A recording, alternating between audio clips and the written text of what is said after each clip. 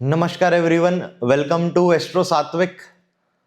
आज काफ़ी टाइम बाद मैं एक वीडियो लेके आ रहा हूँ, लेकिन आप लोगों की रिक्वेस्ट के लिए मैंने अपनी पुरानी जो वीडियोस थी मैरिज की डेट के ऊपर, जो बहुत डिटेल्ड वीडियो है, वो मैंने पब्लिक कर दी है। आप मेरी कम्युनिटी टैब पे जाके उसका लिंक आपको मिल जाएगा।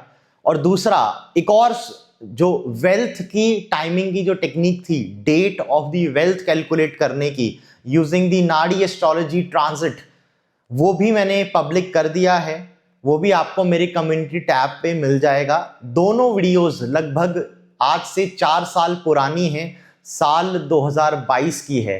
तो आप देखिए, अगर आपको पसंद आएगी तो प्लीज कमेंट करिएगा। You can find it in the comment in the community tab also. आपको, अगर आप मेरी वीडियोस पे देखेंगे, वहां आपको मिल जाएगा। दूसरी बात, मेरा कोर्स जिनको लेना है, full course recordings are available, आप मुझे व्हाट्सएप कर सकते हैं। अब आज मैं एक बहुत इंपॉर्टेंट टॉपिक लेके आया हूं श्री आर सांथानाम जी की किताबों से। देखिए, आर सांथानाम जी मेरे फेवरेट ऑथर हैं। मैक्सिमम क्लासिकल टेक्स्ट अगर किसी ऑथर ने सही तरीके से ट्रांसलेट करे हैं तो वो आर सांथानाम जी ही हैं। तो उनकी एक बुक है essentials of predictive Hindu astrology. तो अगर आप essentials of predictive Hindu astrology book पढ़ेंगे, वहां आपको 8th हाउस के ऊपर बहुत अच्छी टेक्निक्स मिलेंगी। अब देखिए, पहले तो आपको ये जानना जरूरी है कि 8th हाउस क्या है, 8th हाउस क्या सिग्निफाई करता है, 8th हाउस की सिग्निफिकेशंस क्या हैं। देखिए, अगर आप बृहत्पराशर होरा शास्त्र खोल के देखोगे तो वहां पे कुछ सिग्निफिकेशंस दी हैं 8th हाउस की। नंबर 1, लॉन्जिविटी यानी जातक की आयु। नंबर 2, मृत धन। मृत धन क्या है? मृत धन एज द नेम सजेस्ट कि किसी मरे हुए जातक का धन, मरे हुए जातक का पैसा, जो कि आपके पितरों का पैसा भी हो सकता है, आपके एंसेस्टर्स का पैसा भी हो सकता है, मृत धन। और तीसरी एक और चीज उन्होंने वहां पे लिखी है, शत्रु, एनिमीज, और वहां पे लिखा है वॉर, फाइट बेसिकली। सो बृहत्पराशर शास्त्र कहता है कि 8वां घर आपकी आयु का है, लड़ाई का है, फाइट का है, आपके शत्रु का है और आपके मृत धन का है, यानी जो मरे हुए लोगों से जुड़ा जो पैसा है, मरे हुए लोगों से जुड़ा जो संपत्ति है वो। अब अगर आप प्रश्न मार्ग देखें तो प्रश्न मार्ग में भी आपको सेम सिग्निफिकेशंस मिलेंगी। एक एक्स्ट्रा सिग्निफिकेशन आपको मिल जाएगी, वो है क्रॉनिक इलनेस यानी लॉन्ग टर्म बीमारी। तो लॉन्ग टर्म बीमारी भी 8वां घर है। और तीसरी आपको एक सिग्निफिकेशन सबको पता होगी, दैट इज मृत्यु, डेथ। अब इन्हीं सिग्निफिकेशंस का यूज करके आप मल्टीपल टेक्निक्स बना सकते हो 8th हाउस के लिए। इन्हीं मल्टीपल सिग्निफिकेशंस का यूज करके आप 8th हाउस के लिए प्रेडिक्टिव टेक्निक्स बना सकते हो। अब वो कैसे करना है वो मैं आपको बताता हूं। देखिए, पहली बात तो 8वां घर बैंकरप्सी और धन की हानि का है, ये भी क्लासिकल टेक्स्ट में मेंशन्ड है। तो श्री आर सांथानाम जी ने कुछ कॉम्बिनेशंस दिए हैं जो जातक को बैंकरप्ट कर सकते हैं, या जो जातक को कोई मेजर फाइनेंशियल प्रॉब्लम दे सकते हैं, या जिन कॉम्बिनेशंस के कारण जातक को लोन हो जाएगा, सर के ऊपर बहुत बड़ा डेप्ट हो जाएगा। वो कॉम्बिनेशन क्या है? देखिए, वो कुछ कॉम्बिनेशन कुछ इस तरह से है। नंबर 1, अगर आपके 8वें घर का स्वामी वक्री हो जाए। नंबर 2, अगर आपके 8वें घर में कोई वक्री ग्रह बैठ जाए। नंबर 3, अगर आपके 8वें घर में कोई नीच का ग्रह बैठ जाए। नंबर 4, अगर आपके 8वें घर का स्वामी नीच का हो जाए। नंबर 5, अगर कुंडली में सूर्य राहु, सूर्य केतु की युति हो, सूर्य राहु की हो या सूर्य केतु की युति हो, और उसका संबंध गुलिका से भी हो। और एक और कॉम्बिनेशन, अगर 8वें घर में कोई डीपली कंबस्ट प्लैनेट, अगर कोई अस्त ग्रह 8वें घर में आके बैठ गया है, तो भी ये प्रॉब्लमेटिक है।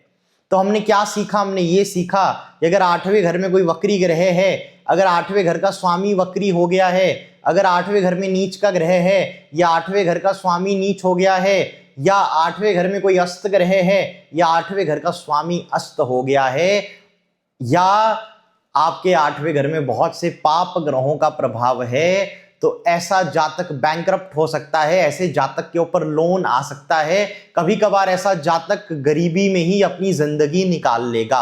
अब एक चीज मैं क्लियर करना चाहता हूं, पहली चीज तो आप ये देखें कि इन 6-7 कॉम्बिनेशंस में से कितने ज्यादा कॉम्बिनेशंस आपके चार्ट में हैं। जितने ज्यादा कॉम्बिनेशंस आपके चार्ट में रहेंगे उतनी ज्यादा पॉसिबिलिटी हो जाएगी इस योग के फलित होने की। नंबर 2, आप एक और चीज देखें कि आपकी कुंडली में कहीं कोई बहुत पावरफुल राजयोग तो नहीं है, क्योंकि अगर बहुत पावरफुल राजयोग कोई होगा तो इसको काउंटर कर देगा, तो जातक बैंकरप्सी फेस करेगा लेकिन वापस से अमीर हो जाएगा, या जातक बैंकरप्ट होने से बच जाएगा। और नंबर 3, आप अपनी दशा भी देखिए, आपकी अगर कोई अच्छी दशा चली है तब भी आपको इसका खराब प्रभाव नहीं आएगा। ये जो खराब प्रभाव हैं ये 8वें घर के स्वामी की दशा में मिलेंगे या 8वें घर में बैठे ग्रह की दशा में आपको मिलेंगे। तो 8th हाउस में बैठा ग्रह या 8th हाउस का स्वामी अपनी दशा में धन हानि या इस तरह की सिचुएशन दे सकता है। अब आप बोलेंगे एग्जाम्पल दीजिए, तो अगर मुझे एग्जाम्पल देना हो तो बेस्ट एग्जाम्पल तो होगा श्री अमिताभ बच्चन जी का। पब्लिकली सबको पता है कुंभ लगन की कुंडली है, ये भी सबको पता है कि सन 1990 से 2000 के बीच में इनका बैंकरप्सी फाइल हो गया था, ये बैंकरप्ट हो गए थे और मोहब्बतें मूवी और केबीसी के बाद इनका वापस राइज हुआ। अब अमिताभ बच्चन जी की कुंडली में क्या प्रॉब्लम है, 8वें घर में नीच का शुक्र है, दूसरी बात उनका सूर्य भी 8वें घर में है, तो उनके 8वें घर में डीपली कंबस्ट या अस्त ग्रह भी बैठे हुए हैं। तो अमिताभ बच्चन जी की कुंडली में 8वें घर में डीपली कंबस्ट या अस्त ग्रह भी हैं, 8वें घर में नीच का शुक्र भी है, जिस कारण उनको बैंकरप्सी आई। लेकिन आप ये भी देखिएगा उनकी कुंडली में राजयोग भी मल्टीपल हैं, क्योंकि उनके चार्ट में विपरीत राजयोग भी है और विपरीत राजयोग के साथ बाकी भी अच्छे राजयोग हैं। तो बैंकरप्सी हुई, लेकिन बैंकरप्सी के बाद उससे बाहर आ गए, सक्सेसफुली उससे वो ओवरकम कर गए। तो 8वां घर अगर खराब स्थिति में हो, 8वें घर में नीच के ग्रह बैठे हों, 8वें घर का स्वामी नीच हो, 8वें घर में वक्री ग्रहों का प्रभाव हो या 8वें का वक्री हो जाए या अस्त ग्रह 8वें घर में आके बैठ जाएं, तो ऐसी स्थिति में बैंकरप्सी के योग बन जाते हैं। ये हमने पहला सूत्र सीखा। अब हम दूसरा सूत्र पढ़ेंगे। आर सांथानाम जी ने अपनी उसी किताब में प्रेडिक्टिव एस्ट्रोलॉजी, जो उनकी बुक है essentials of predictive Hindu astrology, उसी में ही इनहेरिटेंस के भी सूत्र दिए हैं। क्योंकि दिखती सी बात है, हमने बृहत्पराशर शास्त्र में देखा कि आपके 8वां घर मृत धन या मतलब किसी मरे हुए जातक का धन है बेसिकली। अब वो मृत धन में इंश्योरेंस आ जाएगा। आज की डेट में जो इंश्योरेंस से जो लोग पैसा कमा लेते हैं, जिनको बड़ा इंश्योरेंस मिल जाता है, वो आ जाएगा। आज की डेट में इनहेरिटेंस इसमें आ जाएगी, क्योंकि मृत धन है बेसिकली। तो अब आर सांथानाम जी ने इसमें क्या टेक्निक्स दी? आर सांथानाम जी ने ये कहा है, आप अपने 8वें घर का स्वामी देखें। 8वें घर का स्वामी D12 कुंडली में देखें। D12 अगर आपके 8वें घर का स्वामी D12 कुंडली में अच्छी स्थिति में आ गया है, उच्च का हो गया है, अपनी राशि का हो गया है, मित्र राशि का हो गया है, या किसी राजयोग में इन्वॉल्व है, मींस 8वें घर का स्वामी लगन कुंडली का आपको देखना है। लगन कुंडली में 8th हाउस का स्वामी आपको नोट करना है। ये 8th हाउस का स्वामी लगन कुंडली का आपको अब D12 कुंडली में देखना है। D12 कुंडली में अगर ये उच्च का है, अपनी राशि का है, या ये किसी राजयोग में इन्वॉल्व है, तो जातक को इनहेरिटेंस मिलेगा, अनअर्न्ड वेल्थ मिलेगी, मृत धन या जो इस तरह का धन है उसकी लाभ होगा, और जातक को लॉटरी भी लग सकती है। अनएक्सपेक्टेड या अनअर्न्ड वेल्थ का जातक मालिक बनेगा। वहीं आर सांथानाम जी ने क्लियर कर दिया है कि अगर बाय चांस लगन कुंडली में 8वें घर का स्वामी अच्छा है, लगन कुंडली में 8वें घर का स्वामी उच्च है, अच्छी स्थिति में है, लेकिन लगन में तो 8वें घर का स्वामी उच्च है, अच्छी स्थिति में है, लेकिन अगर 8वें घर का स्वामी D12 कुंडली में नीच हो गया है या पाप ग्रहों से पीड़ित हो गया है, या शत्रु राशि में चला गया है, means it is not in the good condition, तब भी जातक को इनहेरिटेंस नहीं मिलेगा, या मिलेगा तो बहुत प्रॉब्लम के बाद मिलेगा, लीगल डिस्प्यूट्स के बाद मिलेगा। देखिए प्रॉब्लम क्या होती है, एक तो किसी को इनहेरिटेंस ना मिले ही नहीं, मींस इनहेरिटेंस नाम की चीज ही नहीं है जिंदगी में, तो वो आदमी भी परेशान है, वो आदमी ये कहेगा कि मैं बहुत परेशान हूं, इनहेरिटेंस नहीं है। दूसरा, अगर किसी के पास इनहेरिटेंस तो है लेकिन उसके लिए लीगल डिस्प्यूट उसको लड़ना पड़ रहा है, तो वो आदमी भी परेशान है, वो भी बोलेगा कि मैं भी परेशान हूं। तो आर सांथानाम जी ने ये मेंशन किया है कि अगर आपके 8वें घर का स्वामी, अगर आपके 8th हाउस का जो स्वामी है, ये बेसिकली अगर D12 कुंडली में खराब स्थिति में चला गया है तो आपको प्रॉब्लम फेस करनी पड़ेगी। वहीं अगर अच्छी स्थिति में है, जातक को अनअर्न्ड वेल्थ मिलेगी, इस तरह का धन मिलेगा, अनअर्न्ड वेल्थ का जातक मालिक बनेगा। ये आपको पहला सूत्र।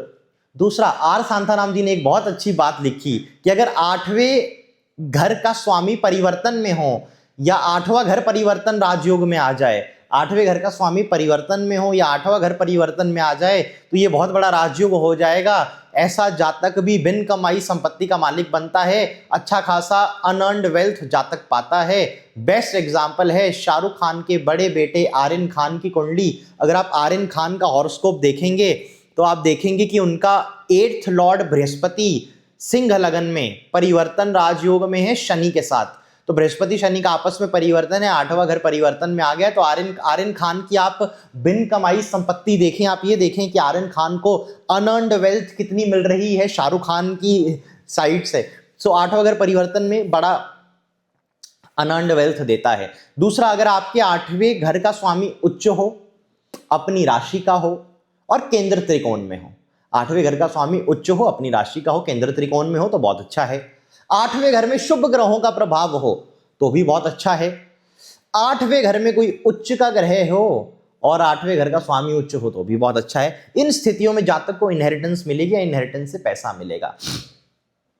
दूसरी एक चीज उन्होंने मेंशन करी है कि अगर 8वें घर का स्वामी 11वें घर में बैठ जाए या 8वें घर का स्वामी दूसरे घर में बैठ जाए, 8वें घर का स्वामी 11वें घर में चला गया या 8वें घर का स्वामी दूसरे घर में चला गया और उस पे शुभ ग्रहों की दृष्टि है, शुभ ग्रह यानी कुंडली के 9th 10th 11th लॉर्ड की ही उस पे दृष्टि है, 9th 10th 11th लॉर्ड की उस पे दृष्टि है, या नेचुरल बेनिफिट ग्रह की उस पे दृष्टि है, तो भी जातक सडन वेल्थ पाएगा, अनएक्सपेक्टेड अनअर्न्ड वेल्थ पाएगा, किसी और की वेल्थ जातक को मिल जाएगी। पर एक ही शर्त है, 8वें घर का स्वामी 11वें या दूसरे घर में हो, पर उसका लिंक यानी उस पे दृष्टि या उसके साथ युति, उस पे दृष्टि या उसके साथ युति कोई शुभ ग्रह बना रहा हो। अब ये शुभ ग्रह, कोई शुभ ग्रह आपका नेचुरल बेनिफिट्स भी हो सकते हैं और ये सबसे शुभ जो माना गया यहाँ पे वो 9th लॉर्ड 10th लॉर्ड और 11th लॉर्ड माना गया। और मैं बहुत बार बोल चुका हूं ये तीनों ग्रह सबसे शुभ है कुंडली के। तो अगर इसका कनेक्शन 8th लॉर्ड के साथ बन जाए, वो भी 11वें या दूसरे घर में बन जाए, तो जातक प्रॉपर्टी पाता है, इनहेरिटेंस पाता है, अनअर्न्ड वेल्थ पाता है। तो ये कुछ कॉम्बिनेशंस हैं 8th लॉर्ड से। 8th लॉर्ड आपने देखा बैंकरप्सी भी दे रहा है, 8th लॉर्ड बैंकरप्ट भी कर रहा है, लेकिन बैंकरप्ट पूरी तरह से तब होगा जब कोई राजयोग कुंडली में ना हो, सिर्फ वो खराब कॉम्बिनेशन हो और जातक की दशा भी खराब हो तो, अदरवाइज अमिताभ बच्चन की तरह कमबैक भी हो जाएगा। और दूसरा हमने ये देखा कि धन, इससे अनअर्न्ड वेल्थ का योग बनता है, मृत धन, जो बृहत्प्राशर शास्त्र भी कहता है। अब मुझे वर्ड याद नहीं आ रहा है, वो मृत धन वर्ड था या मतलब इस तरह का कुछ वो एक वर्ड था बेसिकली, बट ऐसा उसका मीनिंग यही था कि इस तरह का पैसा बेसिकली जो इन्हें इंश्योरेंस या अनअर्न्ड हो या डेड पीपल को बिलोंग करता हो, आपके इनहेरिटेंस को, आपके एंसेस्टर्स के पैसे को जो मींस कहेंगे हम, दैट इज दी सिग्निफिकेशन। ये एक सिग्निफिकेशन आपने मास्टर कर ली। हर एक हाउस की इतनी सिग्निफिकेशन होती है, लेकिन उसमें से इंपॉर्टेंट 5 या 6 होती हैं। उन 5-6 सिग्निफिकेशन से आप कम से कम 5-6 टेक्निक्स और बना सकते हो। आपने देखा सिर्फ इतने से वर्ड पे कि मरे हुए जातक का धन, मृत धन या इस तरह का जो धन है वो 8वां घर है, उसके बेस में हमने किस तरह धनयोग डिकोड कर दिए, किस तरह राजयोग धनयोग डिकोड कर दिए, और किस तरह हमने आपका 8th हाउस लॉस का है, 8th हाउस बैंकरप्सी का है, हानि का है। तो इस हानि लॉस वर्ड का यूज करके हमने किस तरह बैंकरप्सी के यानी दिवालिया होने के योग भी डिकोड कर दिए। ये मैंने नहीं करे हैं, आर सांथानाम जी ने किए हैं, तो आप उन्हीं को ही क्रेडिट दीजिए। I am just a medium to share his techniques with you. तो ये भी आपको क्लियर हो गया। हाँ, रिजल्ट कब आएंगे? दशा अंतरदशा में आएंगे। अब मैं अपने एक्सपीरियंस से आपको कुछ चीजें बताता हूं। देखिए, 8वां घर मृत्यु का है, मार्ग स्थान है। 8वें से 8वां तीसरा घर भी मार्ग है, वो भी मार्ग स्थान है, मृत्यु का स्थान है। 8वें और तीसरे घर के स्वामियों की दशा में जब भी जातक को या तो 8वें घर के स्वामी की दशा लग जाए या तीसरे घर के स्वामी की दशा लग जाए, तो जातक को शमशान घाट जाना पड़ सकता है, किसी का क्रियाकर्म करना पड़ सकता है। 8वें और तीसरे घर के स्वामी की दशा अंतरदशा में किसी की देहांत के योग बन जाते हैं, मृत्यु यानी शमशान घाट में किसी के क्रियाकर्म के योग बन जाते हैं, तो ऐसे जातक को शमशान भूमि में जाके किसी का क्रियाकर्म करना पड़ेगा। तो 8वें घर के स्वामी की दशा और 8वें से 8वां यानी तीसरे घर के स्वामी की दशा में ध्यान रखिएगा। परिवार में कोई दुर्घटना, रिश्तेदारी में कोई दुर्घटना होने के योग बन जाते हैं, जातक को शमशान भूमि जाना पड़ सकता है। नंबर 1, परिवार में कोई हो सकता है कि इस तरह बीमार पड़ जाए कि हॉस्पिटल में एडमिट हो जाए, लंबे समय के लिए उसको कोई बीमारी लग जाए, लंबे समय के लिए जातक बीमारी की ग्रिप में आ जाए, क्योंकि क्रॉनिक इलनेस भी इसकी सिग्निफिकेशन मानी गई। ये भी आपको क्लियर है। 8वें घर पे अगर पाप, नेचुरल पाप ग्रहों का प्रभाव हो, मंगल, शनि, राहु, केतु, तो जातक को मौत, मृत्यु जो मिलेगी वो कष्टदायक मृत्यु होगी। इसलिए 8वें घर पे मार्स, सैटर्न, राहु, केतु का प्रभाव नहीं होना चाहिए। अगर आपके 8वें घर में मार्स, सैटर्न, राहु, केतु का प्रभाव है, तो ऐसे जातक की कष्टदायक मृत्यु होगी या वॉयलेंट मृत्यु भी हो सकती है, accident. For example, Rajiv Gandhi ji की कुंडली याद करिए, उनका मंगल मेरे हिसाब से दूसरे घर में है और उनका शनि 11वें घर में है। शनि की 10वीं दृष्टि 8वें घर में आती है, मंगल की 7वीं दृष्टि 8वें घर में आती है, मंगल शनि की दृष्टि 8वें घर में पड़ती है। आपको पता है कि किस तरह राजीव गांधी का देहांत हुआ, किस तरह की वॉयलेंट डेथ उनकी हुई। क्लियर? तो वॉयलेंट डेथ के लिए या कष्टदायक मृत्यु के लिए कि आदमी हॉस्पिटल में पड़ा हुआ है, प्राण नहीं निकल रहे हैं, लंबे टाइम तक वेंटिलेटर में है, इस तरह की कष्टदायक, पीड़ादायक मृत्यु के लिए, क्योंकि एक होता है कि आदमी आराम से चला जाए, एक होता है कि बहुत कष्टों के साथ उसको भोगना पड़ रहा है। तो 8वां घर और 8वें घर का स्वामी पाप ग्रहों से प्रभावित होना चाहिए। पाप ग्रह कौन से? शनि, मंगल, राहु, केतु, या तो यहां बैठे हों या यहां पे दृष्टि देते हों। लेकिन ध्यान रखिएगा, जितने ज्यादा पाप ग्रह उतना ज्यादा कॉम्बिनेशन खराब। अगर कम पाप